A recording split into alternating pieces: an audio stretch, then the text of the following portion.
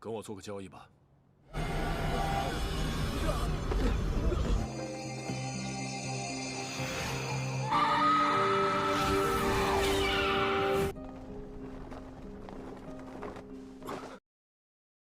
Halo, selamat datang di Aksa Movie 21.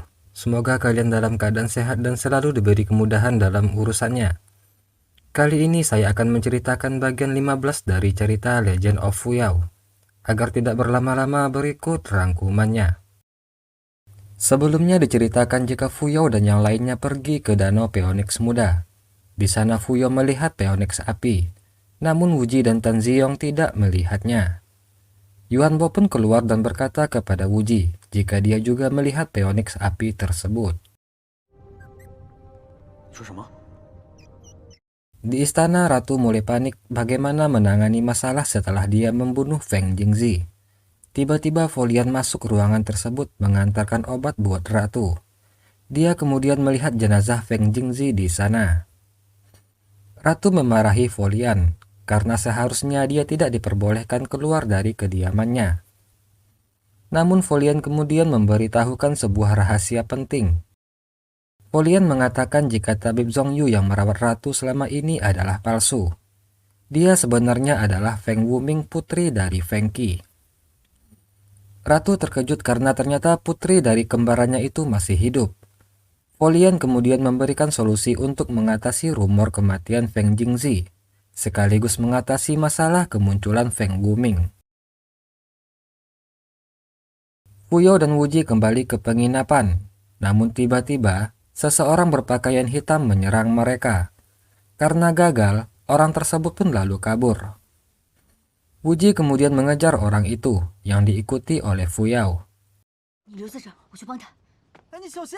Ketika tiba di suatu tempat, Fuyao seperti melihat kejadian masa lalu yang muncul di tempat tersebut. Kepalanya tiba-tiba menjadi pusing. Fuyao merasa ada yang aneh dari artefak yang diberikan oleh Folian. Tiba-tiba dia diserang oleh seseorang, sehingga dia tidak sadarkan diri.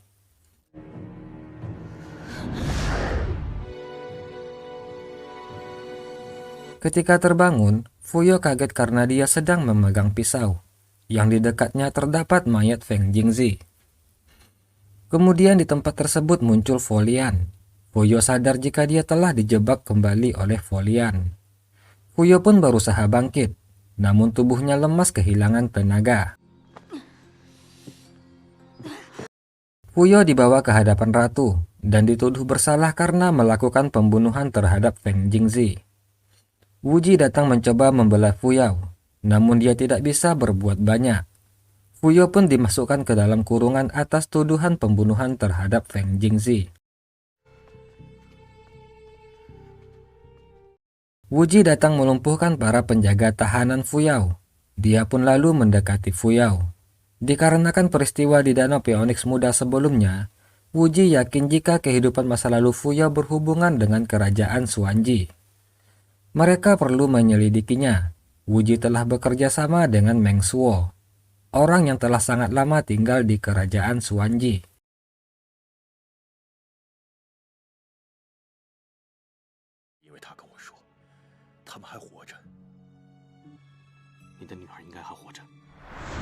Wuji pun lalu membawa Fuyao keluar dari penjara tersebut.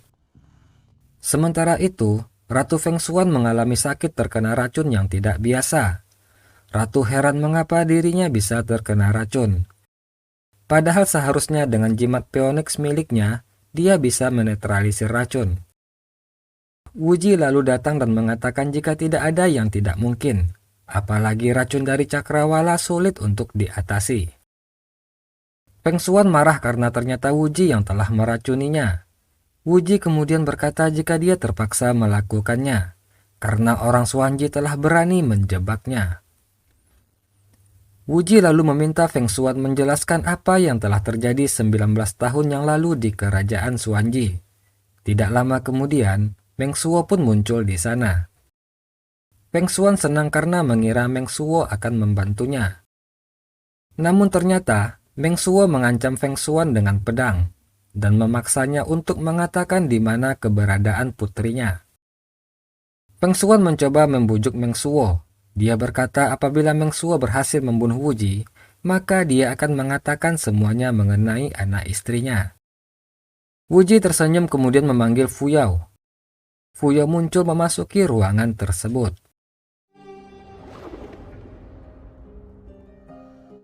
Wu Ji berkata kepada Meng Shuo jika Fu Yao adalah putrinya.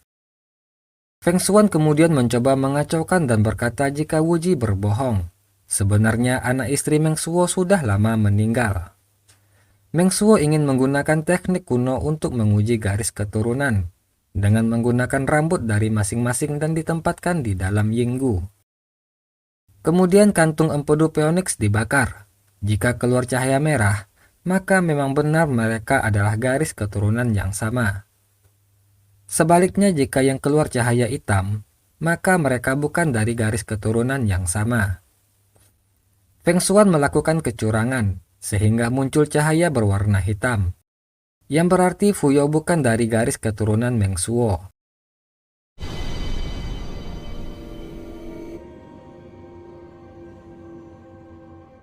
Meng Shuo marah karena merasa telah dibohongi oleh Wu Ji. Dia lalu menyerang Wu Ji dan Fu Yao.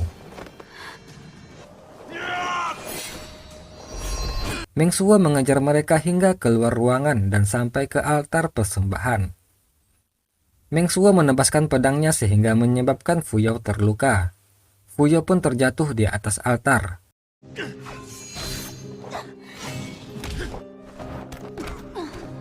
Darah Fu Yao menetes dan mengalir di atas altar, sehingga kemudian Fu Yao pun melayang di udara.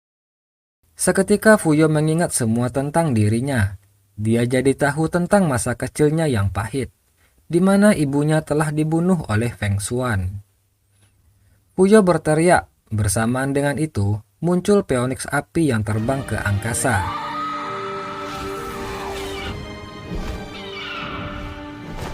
Kemudian Fu Yao pun terjatuh dan disambut oleh Wu Ji.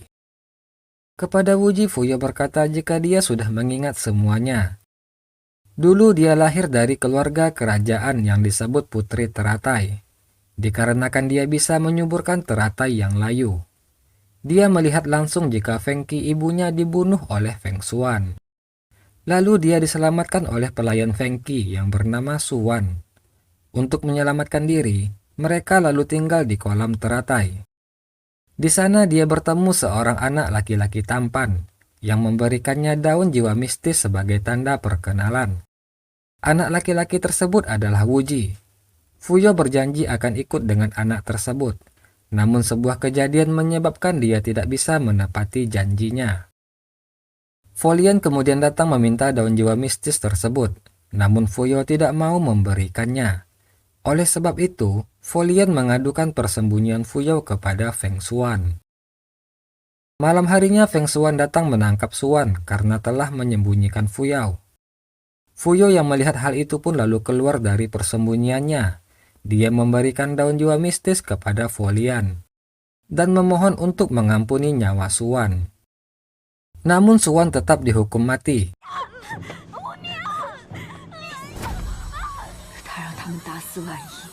Sedangkan Fu Yao berhasil selamat setelah salah seorang prajurit memalsukan kematiannya.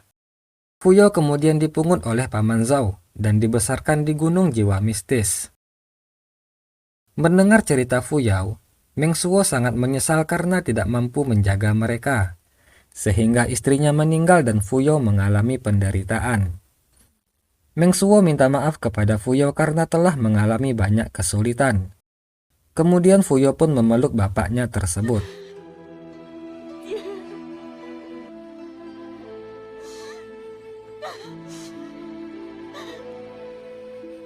Feng Xuan menyuruh para prajurit menangkap Fu Yao, namun tidak ada seorang pun yang bergerak. Hal itu membuat Feng Xuan sangat marah. Dia menuduh mereka telah membangkang. Tang Yizong kemudian maju dan berkata jika pewaris kerajaan yang sah adalah yang mampu memanggil Phoenix api, dan orang tersebut adalah Fu Yao.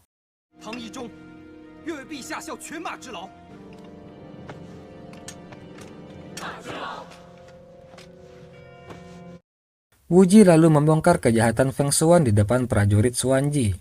Feng Xuan telah membunuh Feng Qi. Dia juga memerintahkan Meng Shuo untuk membunuh banyak orang untuk menutupi kebenaran Danau Phoenix. Feng Xuan pun berkata jika Wuji berkata omong kosong, dia tidak memiliki buktinya. Namun tiba-tiba Feng Wu ada di sana dan berkata jika dialah buktinya. Feng Xuan kaget karena seharusnya Feng Wu sudah meninggal. Dia sebelumnya telah menyuruh Meng Shuo untuk membunuhnya.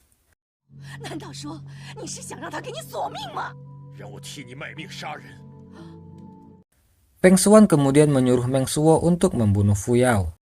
Meng Shuo tidak bisa menolak perintah Feng Xuan karena dia sudah terikat sumpah cakrawala. Apabila dia menolak, maka dia akan merasakan sakit di tubuhnya. Meng Shuo yang tidak mau lagi dikendalikan oleh Feng Xuan kemudian akan bunuh diri. Namun Fu Yao dan Wuji mencegah Meng Shuo bunuh diri. Mereka lalu membebaskan kutukan sumpah di tubuh Meng Shuo. Feng Xuan yang sebelumnya telah menderita keracunan pun seketika rubuh dan merasa jika kali ini dia telah kalah. Fu Yao dinobatkan sebagai ratu baru negara Xuanji. Wuji sebagai putra mahkota 7 bintang kemudian menyerahkan tongkat kerajaan kepada Fu Yao. Sambil menyerahkan tongkat, Wuji berkata, jika kerajaan 7 bintang membuat janji pernikahan aliansi dengan kerajaan Xuanji. Dengan tersenyum Fu Yao menjawab jika dia akan memikirkannya. Dengan darahnya, Fu Yao memegang tongkat kerajaan. Seketika Phoenix api terbang keluar dari tongkat tersebut.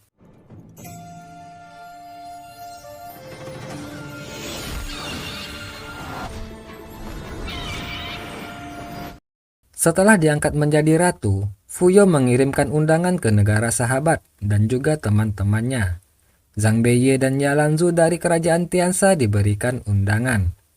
Zhongyu yang sekarang tinggal bersama Qiyun di pedesaan membuat tempat pengobatan untuk rakyat di sana. Dia juga mendapatkan surat undangan dari Fu Yao. Zhongyu pun pamit kepada Qiyun menuju kerajaan Xuanji. Qiyun berkata jika dia akan tetap tinggal di sana dan menunggu Zhongyu kembali.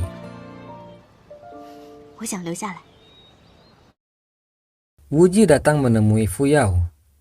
Fu Yao berkata jika dia tidak terbiasa dengan posisinya saat ini. Dia merasa lebih nyaman dengan gaya hidupnya yang dulu. Wuji pun hanya akan mendukung apapun keputusan kekasihnya tersebut.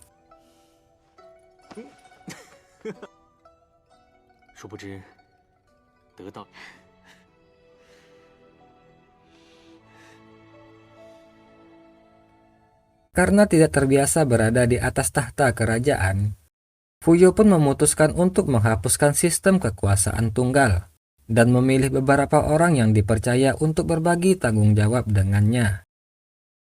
Tamu dari negara lain yang juga sahabat Fu Yao telah berdatangan untuk memberi selamat kepadanya.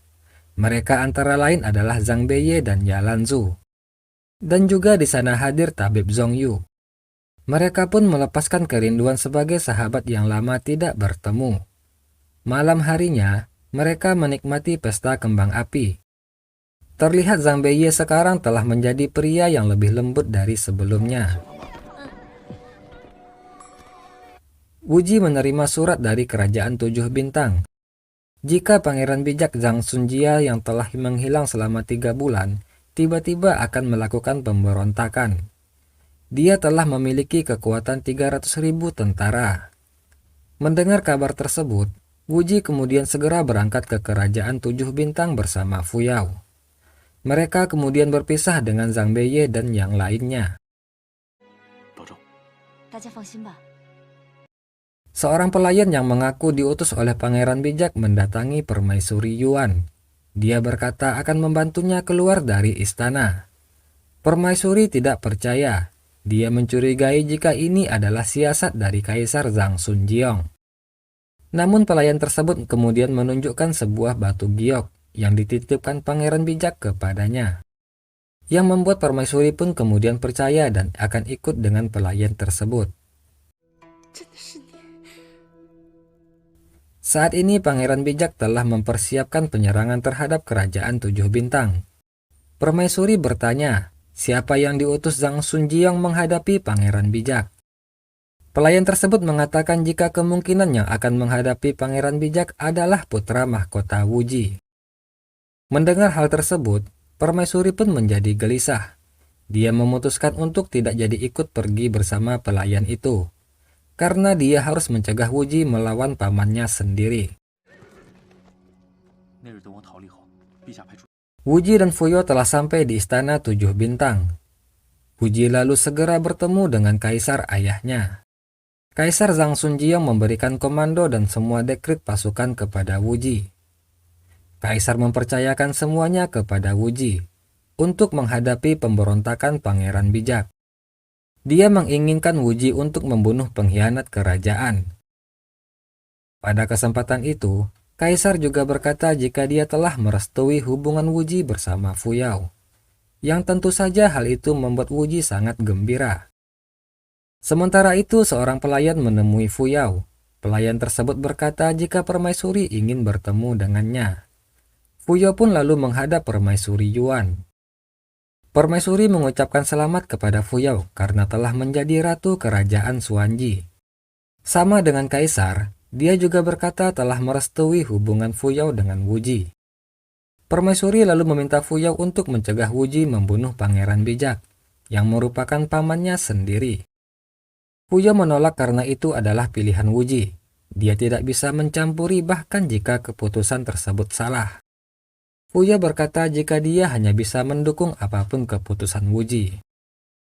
Ketika keluar ruangan, ternyata Wuji sudah ada di depan pintu dan mendengar percakapan Fuyao dan Permaisuri. Wuji mengucapkan terima kasih kepada Fuyao karena telah memahaminya.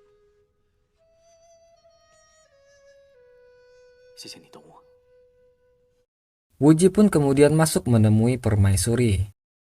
Permaisuri melakukan hal yang sama, di mana dia meminta Wuji untuk jangan sampai membunuh Zhang Sunjia. Wuji bertanya alasan ibunya melarangnya untuk membunuh Pangeran Bijak. Permaisuri dengan ragu-ragu akan menjawab pertanyaan Wuji. Namun belum sempat dia menjawab, tiba-tiba pelayan datang membawakan obat untuknya. Sementara itu, Zhang Sunjia telah bersiap di luar kota untuk melakukan penyerangan, di mana dia bekerja sama dengan Ping Rong. Mereka akan mengutus orang menyusup ke istana dan menculik Permaisuri.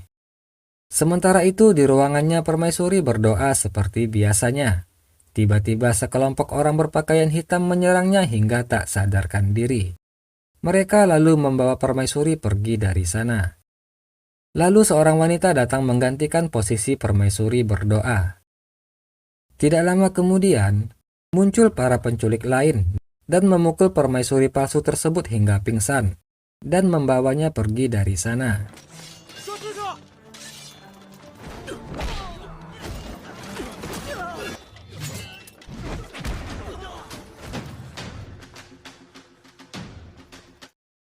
Wuji panik mendapat laporan jika ibunya telah diculik. Dia berniat akan segera mencarinya. Namun tiba-tiba, Wuji kembali kejang-kejang. Dia kembali dipanggil oleh guru Tianji. Kepada gurunya tersebut, Wuji meminta agar diberikan kesempatan untuk mengatasi masalah kerajaan 7 bintang. Nanti bila sudah selesai, dia akan kembali lagi untuk menerima hukuman. Fuyao yang telah memberikan tenaga dalamnya kepada Wuji meminta Jiang Feng mengawasi keadaan Wuji. Sementara itu dia sendiri akan menyelidiki kasus hilangnya Permaisuri. Dia curiga jika penculik Permaisuri adalah orang dalam istana. Namun ketika dia sedang menyelinap mencari tahu, tiba-tiba seseorang membiusnya hingga tidak sadarkan diri. Wuji yang mendapat kabar jika Fuyao juga menghilang semakin panik. Dia akan segera mencari 2 orang yang disayanginya tersebut. Namun dia ditahan oleh Jiang Feng. Jiang Feng berkata jika Wuji jangan gegabah. Sekarang Kaisar telah memanggilnya. Kaisar yang terlihat semakin lemah karena penyakitnya bertanya kapan Wuji akan maju menyerang. Wuji menjawab jika tidak malam ini kemungkinan besok. Kaisar kemudian memberikan Wuji sebuah pedang yang dipesan khusus untuk membunuh Zhang Sunjia. Kali ini dia meminta Wuji agar jangan ragu-ragu membasmi pengkhianat negara. Keesokan harinya Wuji lalu memimpin pasukannya untuk berperang menghadapi Zhang Sunjia.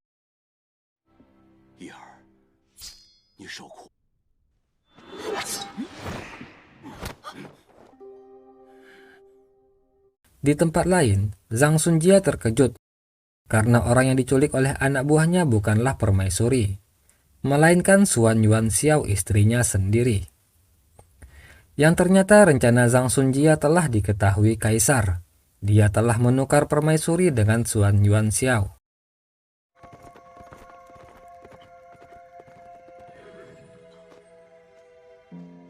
Pingrong dan bawahannya Sulai berniat kembali ke Istana Tujuh Bintang. Dia mengkhianati Zhang Sunjia yang tidak memiliki peluang untuk memenangkan pertempuran. Pingrong telah mencatat semua strategi militer Zhang Sunjia. Dia akan menyerahkannya kepada Kaisar. Dengan begitu, walaupun dia tetap dihukum, paling tidak nyawanya akan diampuni.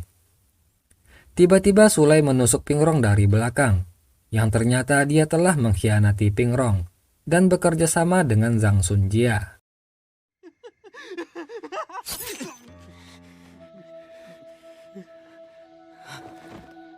Di sebuah ruangan rahasia kerajaan Tujuh Bintang, Fuyo yang terbangun terkejut mendapati tangan dan kakinya telah dirantai.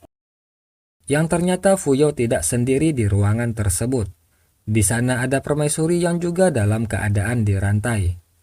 Permaisuri berkata jika ini semua adalah siasat dari Kaisar, yang membuat seketika Fuyo menjadi kaget tidak percaya. Oke, demikianlah bagian 15 dari cerita Legend of Fuyao. Mohon maaf jika terjadi kesalahan dalam penyampaian saya. Akhir kata saya ucapkan terima kasih. Assalamualaikum warahmatullahi wabarakatuh.